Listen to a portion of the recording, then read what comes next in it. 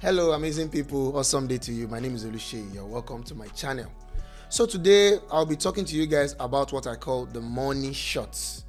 As a wedding photographer, there are some essential pictures you are expected to take on a wedding day. Some kind of pictures that will make you stand out, from the crowd. Those kind of pictures that, make you the money. And that's what I want to share with you guys today. Let's go.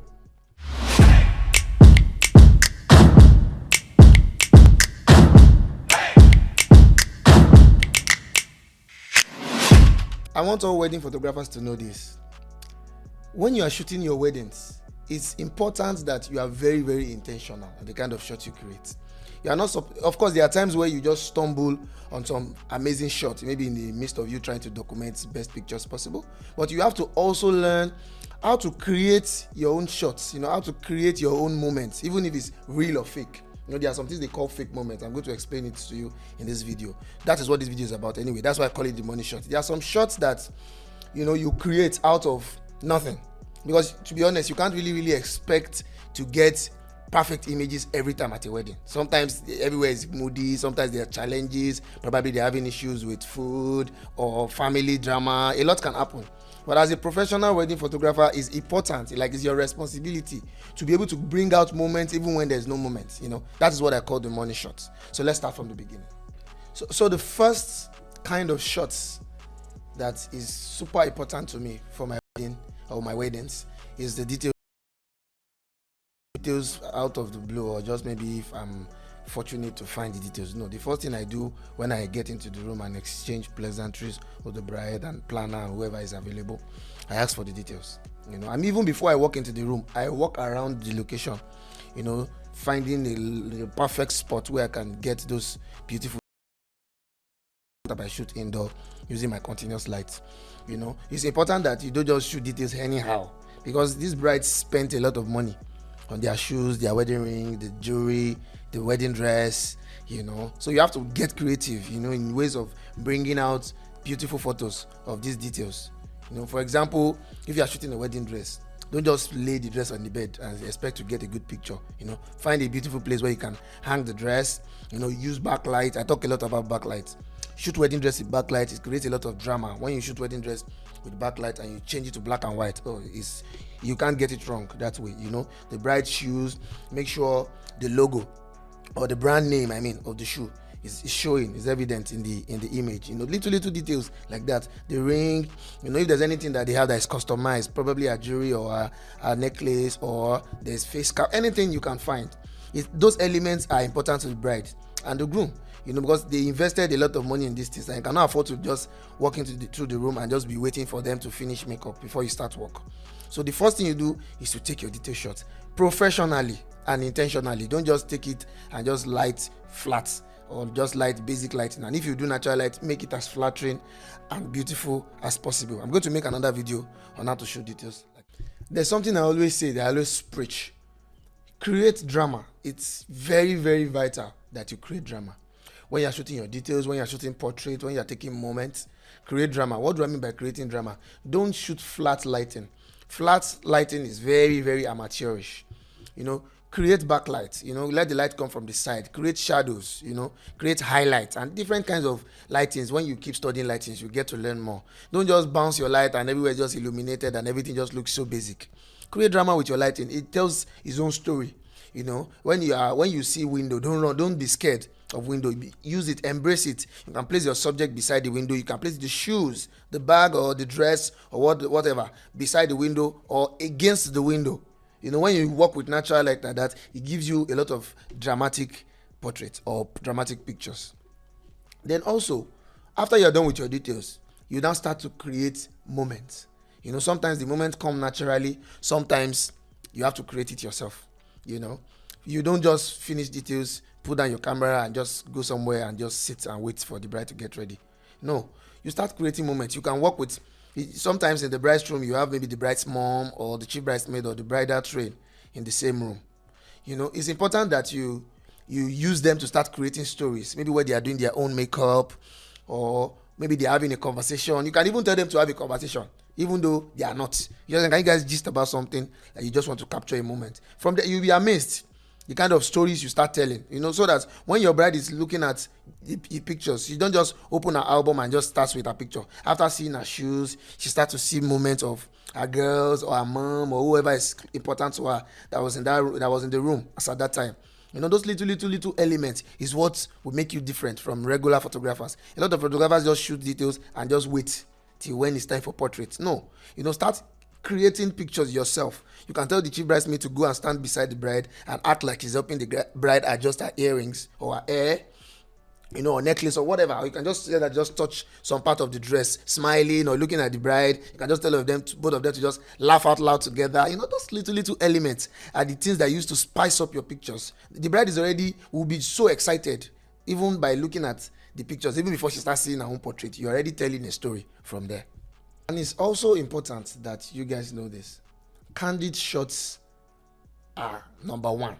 In fact, they are more important than the other shots you take at a wedding, because wedding is all about documentary. Wedding and documentary, they are like 5 and 6. It's important that when you are shooting, you have to take enough candid shots. You have to be vigilant. You have to be watchful. For example, maybe when the mother of the bride is walking into the room, or the father of the bride, or maybe the groom himself wants to walk into the room, you have to be able to capture moments like that. Maybe when she's seeing her daughter for the first time on the wedding day, or maybe even at the groom's room or the groom's apartment. Moments with his guys, they can be gisting about something, having conversations, having drinks. You don't just sit down and have conversations with them. You capture. You have to tell the story. That is what it's about. It's not just about retouching or lighting or whatever. The storytelling is even greater than the retouching itself. You have to tell a story when the guys are vibing in the room, handshakes, hugs, where they are dressing each other up. All those little candid moments are super important. Don't just take 2 shots, bam, bam, and just go. Sometimes when I shoot weddings, I end up with like 4,000 pictures or more for just one wedding, one day, because I keep taking different kinds of candid shots. I don't joke with it. It's really, really important that you take note of this.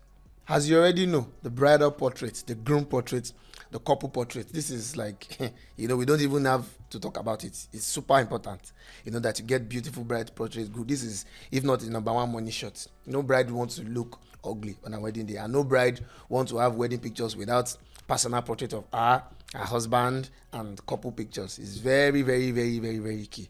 Then one other thing I would like to say is, when you are shooting wedding, don't just focus solely on the couple. A lot of us just worry about couple. Yes, it's the couple that hired you. Yes, the couple is the most important figure on the wedding day. Yes, but when it comes to you delivering as a wedding photographer, the couple is not your only priority. Families are equally as important. Families are very, very important. In fact, before the couple booked you, they already liked you, sef. That's why they even hired you in the first place. So they like your work. So you don't need to really convince or impress the couple. Just do your thing. They already respect and love your work. That's why they book you. But most times, their parents don't know you. Their friends don't know you. The family don't know you. So that's your moment to shine. You have to make them happy. Don't just think about, it's the couple that hired me. I don't care about anything else. No. You have to make sure you don't joke with the parents' pictures. The bride's mom, you give her a portrait, the bride's dad, the groom's parents, family, siblings. A lot of times we make that mistake of not taking pictures of siblings. I don't joke with it. If I'm unable to take it at the church, I try to take it at the reception. Even during the after party, I just like to make sure they have a decent image of the couple and their siblings. Their parents, their best friends, the best man, chief bridesmaid. Moments like that are important because of them. When the sisters, the brothers, and family are happy with the results, in fact, they will just naturally convince the couple that you did a good job. So don't just focus solely on just the couple. The families are, if not more important, to be honest, because who is the wedding for anyway? It's family, especially in this part of the world. So take note of that. And also, at the reception, there are some little moments that you can use to achieve that money shot photos I'm talking about. For example, the first dance. The first dance is like one of the most beautiful moments at every wedding reception. So you don't joke with it. One important tip I'll give you in shooting first dance is shoot backlight. Backlight is a very, very, very powerful tool when you're shooting first dance. Even though the fireworks that comes from the back in most first dance that we see, they serve as natural backlights. But if you want to create extra drama, add backlights to those fireworks. Go and place one 8600 or 8200. Place it behind the firework. and light from the front with your softbox or your continuous light, and you would be amazed with the kind of result you are going to achieve out of this. So first dance, very, very important. Shoot wide shots. What I do is when I start, before the firework comes on, I'm on my wide lens, like 24 to 70 or 35 mm. I take wide, I make sure I capture everything. When the firework comes up, I'm ready. Then immediately when the firework goes down, I switch to 85 mm, or I zoom in to 70 mm. I now focus solely on their faces, the way they are looking at each other, the way they are smiling at each other. They can even kiss. So I take crop shots so that I can capture those moments of where they are just looking at each other. I don't just focus on only wide shots. So it's important that you capture the intimate moment between the couple, and you also capture the beauty of the environment. That is how you find a perfect balance. And also cutting of the cake, games. All these moments are not moments you just sit down and just enjoy the game. Your job is to document. So when they are having games like this shoe game, or they are having games with the trade, or they are cutting the cake, you need to get creative. Take angles, take shots. Don't stop clicking. Do different kind of lighting. I strongly suggest off camera. I've said this in one of my videos. Off camera flash all through. Don't bounce lights. It's not professional. Shoot off camera. Use 2 lights if you can. One coming from the front, one coming from the back or from the side. To give your image more drama. Even though you're using a mirrorless camera or a DSLR or even a crop sensor body, it doesn't even matter. It is your lighting that will just kill it when it comes to getting that money shot I'm talking about. Let's talk about the after party shots. Trust me, guys, the after party shot is as important as the bridal portrait itself. Believe me. Don't just take it as secondary. This is the moment where the couple wants to let loose, turn up, have fun, enjoy themselves. You have to document it, capture moments. You can even pose them during the after party shot while they dance. You can go to them, tell them to hold each other, tell the guy to maybe stand behind her, hold her at her waist. Just create some kind of dramatic moment yourself. Get creative with your lighting. Shoot different angles. Shoot from the back, shoot from the front. Shoot them from below. It is a very good angle when you're taking after party shot, because there are a lot of spotlights that used to come from the top of the decoration. So when you shoot them from below, it creates a very lovely perspective effect of the couple, why they vibe and why they turn up. So all these really little moments are the kind of moments the couple will really, really cherish, and they really, really adore your work. So don't just think everything ends at the hotel, and the moment you have your portrait and you have good pictures, you are good to go. No. That might even be what will sell you. But when it comes to the real customer experience, client experience, where they see your pictures and they keep looking at the pictures for decades to come, these little moments is what is really, really going to count.